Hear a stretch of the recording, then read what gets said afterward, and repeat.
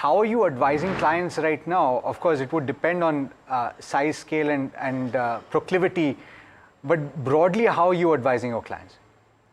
So, for about month and a half, we've been asking our clients to reduce exposure to small cap, micro cap stocks, momentum stocks, because, you have had a 17, 18 months of a one-way rally in the small cap index. And if you see the past 20, 25 years, on an average, a small cap rally lasts for around 18 months. So we had already had that, and maximum of small cap rally has gone for around 20, 21 months. So it was time where the risk reward was much better in in this thing large caps compared to small caps, and this thing that is this is quite evident. Also, we were asking our clients to take home some this thing profits in the spaces that has been doing well, like power, defense, railways, and stuff like that, where the valuations have become this thing extremely overheated. So that has been our stand for past 1.5 month, 2 month. Now, talking about the spaces which are doing well, which are not doing well, I think they are very closely linked to what happened in quarter two earnings. We've been talking about events, but we haven't talked about how the earning growth has slowed down. Started in this in quarter one, and it is very evident again in in this in quarter two.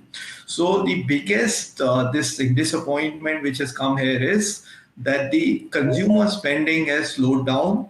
Rural was supposed to pick up, which has actually not happened. Urban spending is also weak. So if you see, basically FMCG, autos have been no, largely underperformers. On the other hand, we have seen asset quality issues in case of NBFC. So that is also a space which have been the worst hit. So this is all linked to what have been the outcome of quarter two results. On the other hand, what we have seen is that some of these in private banks, some of these basically this real estate companies, IT companies, which have shown uh, decent numbers and given a better outlook of growth, have been the outperformers. Right. Okay. And thanks for that summation, Deepak. Last thoughts from your side. I've asked Gaurav already what he's been advising or his team has been advising clients. Do you want to add to that? What have you been telling your clients? Yeah, so blind investing in micro, small, and mid cap stocks to be typically avoided. That goes without saying.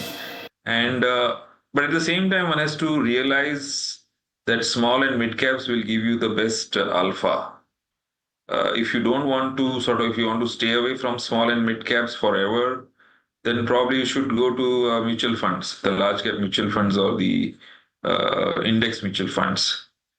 So you will have to be on the lookout for stories within the small and mid caps where the stocks have come to an attractive level vis-a-vis the growth expectation of their earnings, and take baby steps or do SIP investing in those stocks. Monitor them very closely, look out for any red flags continuously, and when you think that their valuations have gone beyond what the bull markets also deserve, then better to start unloading gradually from those stocks.